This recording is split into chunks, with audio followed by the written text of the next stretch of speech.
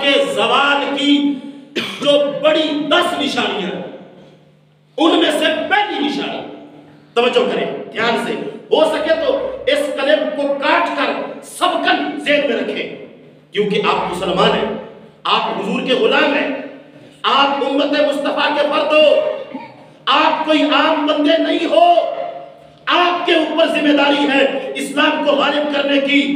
اپنے آپ کو چھوٹا نہ سمجھو، اپنی ذمہ داری قبول کرو۔ پہلی وجہ امت مسلمہ کے ذلیل ہونے کی، امت مسلمہ کے کشت و خون کے دریا میں نہانے کی پہلی وجہ جو آج نظر آ رہی ہے وہ ہے حکمرانوں کا بے غیرت ہو جانا، حکمرانوں کا عیاش پرست اور بے غیرت ہونا۔ جب کسی ملک کا حکمران بے غیرتی پہ اتر آئے تو نیچے ساری قوم برباد ہو جاتی ہے۔ آج کا جرنیل، آج کا حاکم اور کل کا جرنیل اور کل کا حاکم، ایک وہ وقت تھا مسلمانوں کے پاس صلاح الدین ایوبی جیسے جرنیل اور حاکم تھے۔ آج کی کمانڈرشپ اور ہمارے اسلام کی تاریخ میں ماضی کی کمانڈرشپ، اس میں بڑا فرق ہے۔ انہوں نے حج چھوڑا، عمرہ چھوڑا، وطن چھوڑا، صرف اس لیے کہ بیت المقدس میں کسی بیٹی کا پردہ اس کے سر سے نہ اترے۔ آج ہزاروں کی تعداد میں بچے گھس گئے، چونی ہوئی، عجب تو عجب رہا۔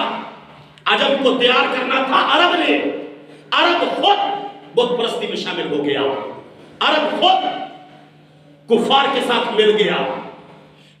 اس کی پہلی ریزن امت مسلمہ کے ذلیل ہونے کی اور رسوا ہونے کی وہ ہے حکمرانوں کا بے غیرت اور عیاش پرست ہونا۔ وجہ نمبر 2، عرب حکمرانوں کا گھریلو نظام، کیونکہ عرب حکمران جو ہے ان کی گھریلو زندگی مکمل یہود و نصارہ کے کنٹرول میں ہے۔ ان کی پراپرٹیز، ان کی جائیدادیں، ان کے گھر، ان کا بینکاری نظام، ان کا کمیونیکیشن سسٹم وہ ٹوٹل یورپ کے کنٹرول میں ہے۔ اور خانگی جو لفظ میں نے بولا نا، اس کو یہ بڑے لوگ سمجھنے کی کوشش کریں جن کی عمریں زیادہ ہے۔ خانگی ماحول ان کا، جو گھریلو ان کی لائف ہے، وہ یہود و نصارہ کی ہے۔ مسلمانوں کے ذلیل ہونے کی وجہ نمبر 3 کہ جن وجہوں سے عرب حکمرانوں کا جہاد سے منہ موڑنا۔ عرب، حالانکہ یہ عرب تو وہ ہے، آج ہمیں سمجھ آتی ہے کہ اتنے سارے نبی عرب پہ کیوں آئے، ہے نا؟ بندے کی عقل میں بات آتی یار، یہ نبی بھی عرب میں، فلانا بھی عرب میں، فلانا بھی، حتیٰ کہ امام الانبیاء حضرت محمد مصطفیٰ صلی اللہ علیہ وآلہ وسلم جیسی محبوب ترین اللہ کی ہستی وہ بھی عرب کی سرزمین پہ رونق افروز ہوئی، تو پتا چلا اللہ نبی وہاں بھیجتا ہے جہاں بگاڑ سب سے زیادہ ہوتا ہے، جہاں بگاڑ سب سے زیادہ ہوتا ہے۔ تو وجہ نمبر 3، پہلی وجہ جو میں نے بیان کی، عرب حکمرانوں کا اوورال مسلم حکمرانوں کا بے غیرت ہو جانا اور عیاشی پرست ہو جانا۔ دوسری وجہ عرب حکمرانوں کی گھریلو زندگی اور ان کی پراپرٹی اور جائیدادیں۔ نمبر 3، عرب حکمرانوں کا جہاد سے منہ موڑنا۔ ان کی تو زندگی تلوار تھی، وہ تلوار جو عربوں کی اسلام کے مخالف کے سامنے نکلتی تھی، آج وہ رقص میں نظر آتی ہے۔ جب وہ رقص کرتے ہیں یا کسی صحرائی علاقے میں خیمے لگا کے وہاں پہ کچھ دن وہ سیر کے لیے جاتے ہیں، تو وہاں پہ ان کے ڈانس کی ویڈیو جو ہے وہ تلواروں کے ساتھ آتی ہیں۔ آج وہ تلوار جو اسلام کے عروج کی نشانی اور علامت تھی عربوں کے لیے، آج وہ اونٹ اور وہ تلوار اور وہ زیتون کا درخت، یہ 3 نشانیاں تھیں ان کی، آج وہ ساری کی ساری کنجر پونے میں نظر آ رہی۔ تو جب تلواریں رقص و سرور کا حصہ بن جائیں تو اس وقت اسلام عروج پہ نہیں آتا، اس وقت اسلام کی کشتی ہچکولے کھاتے ہوئے نظر آتی ہے۔ اور چوتھی وجہ، 10 وجوہات ہیں، ان میں سے جو چوتھی وجہ ہے وہ ہے مسلم حکمرانوں کا اپنی خود مختاری پر سمجھوتا کرنا، مسلم حکمرانوں کا اپنی خود مختاری پر سمجھوتا کرنا۔ وجہ نمبر 5، اس پہ اگر بات کروں گا پھر ٹائم تھوڑا 3-4 منٹ سے باقی ہے۔ وجہ نمبر 5، اقتدار کا وراثتی طور پہ منتقل ہونا، اقتدار کا وراثتی، آج ابا ہے، مڑ پوترے، مڑ پوترا، مڑ پوتری، مڑ دھی، مڑ بیٹ، یعنی کہ اقتدار کا جاگیردار، سرمایہ دار اور جو وڈیرا ہے، یہ آج تک یہ سسٹم نہ ہمارے ملک سے گیا ہے نہ کسی اور ملک سے۔ آپ سعودی عرب کو دیکھ لیں، عربوں کا کوئی خاندان دیکھ لیں، نسل در نسل اقتدار، بادشاہی نظام ہو یا یہ دوسرا جو ہے جمہوریت کا نظام ہو، جمہوریت میں بھی ایسے۔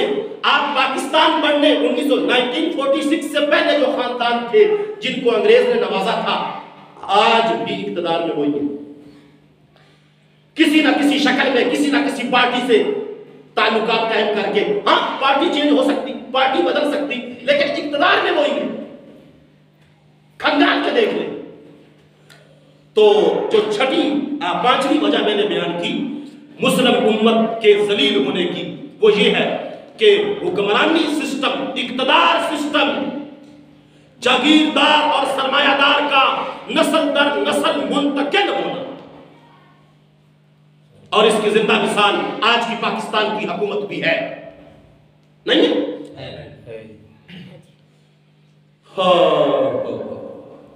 کیسے قافلہ لوٹا؟ وجہ نمبر 6، نظام جمہوریت کا مسلمان ہو کے تسلیم کرنا، کہ یہ سمجھنا کہ جمہوریت سے کامیابی آ جائے گی۔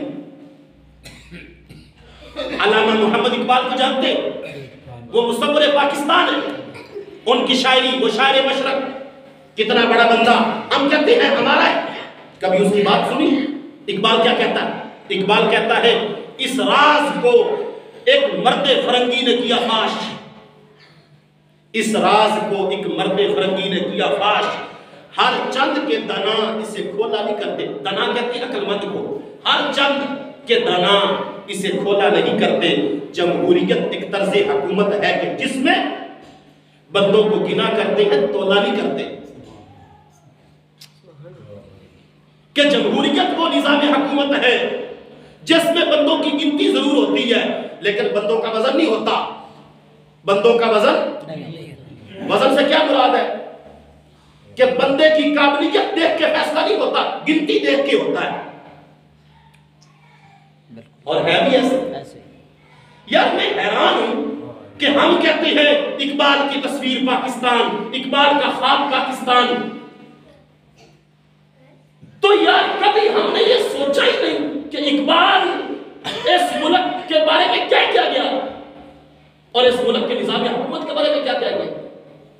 تو یہ وجہ نمبر 6 ہے کہ نظام جمہوریت کے ذریعے اگرچہ کوئی مولوی ہو اور وہ یہ سمجھے کہ میں الیکشن لڑ کے دین غالب کر لوں گا، سب سے بڑا جھوٹ ہے، ہو ہی نہیں سکتا۔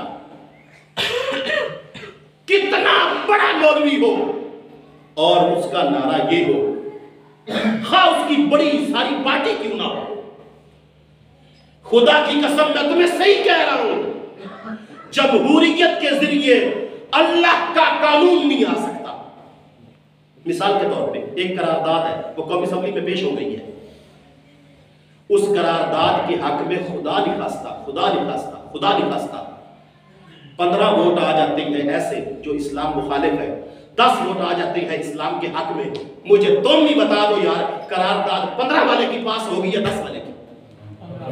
15 والے کی ہوگی، کیونکہ نظام جمہوریت ایک ایسا نظام ہے جس میں لوگوں کو تولا نہیں جاتا بلکہ گنتی کی جاتی ہے، تو 15 والا جیت جائے گا، حالانکہ 15 اسلام کے مخالف ہے، اور پھر مولوی کی کرے گا،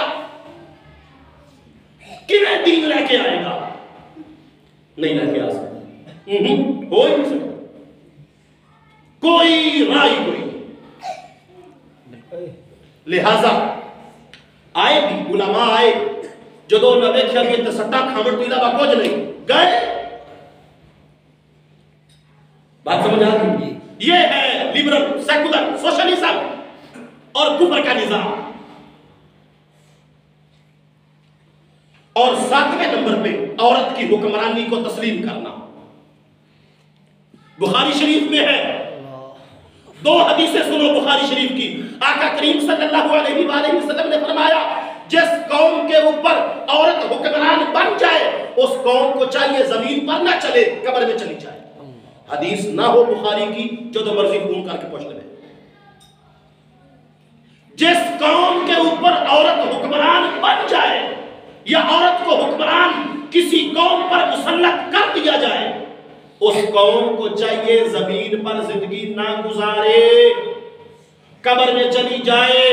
حدیث نمبر 2 آقا کریم صلی اللہ علیہ وآلہ وسلم نے فرمایا مجھے کسی نے بتایا ہے اہل فارس یعنی کہ ایران والوں نے کسرا کی بیٹی کو اپنا حاکم تسلیم کر لیا. آقا کریم صلی اللہ علیہ وآلہ وسلم کا فرمان جو حضور کہہ گئے ہیں خدا کی قسم وہ اٹل ہے, وہ حقیقت ہے. جتنے مرضی کامیابی کے فارمولے کوئی عورت حکمران بن کے دے گے محمد کے مقابلے میں نہیں آ سکتی. آقا کریم نے فرمایا جس قوم نے کسی عورت کو اپنا حکمران بنا لیا اس نے بذات خود ہلاکت کو گلے لگا. تو یار جیڑے گھر دی حکمرانی عورت کو ہوے او گھر دی کوئی حالت نہیں ہوندی کہ کجا پورا ملک پوری قوم.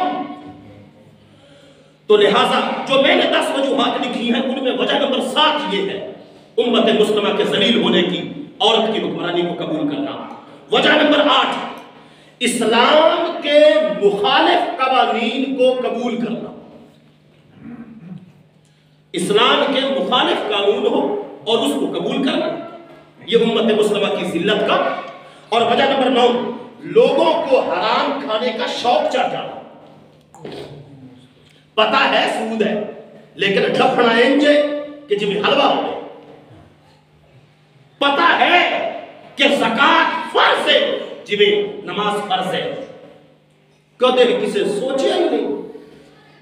اللہ کی قسم ہے اسی جڑی امت مسلمہ ہیں اسی زکاة میرا خیال ہے 5-6% شاید آپ نے پوری. عربہ میں شاید ریشو زیادہ ہوئے, اجمیہ میں تو بالکل ہی تھوڑی. مڑ ساڑھے کئی بندے سمجھ گئے بھی نہیں یار ایویں بس مولویاں رولا شولا پایا ہوا ہے کوئی نہیں بول نہیں رکھ دیا نہ پر چھڑو. حالانکہ اینا کو دین ہر بندے نمتا ہے. حرام مال جس وقت پیٹ میں ہو اس وقت دل میں نور پیدا یاد نہیں ہوتا. خیر اس پہ علیحدہ موضوع آئے گا. آخری وجہ نمبر 10 دین داروں کو بھکاری بننے پر مجبور کر دینا.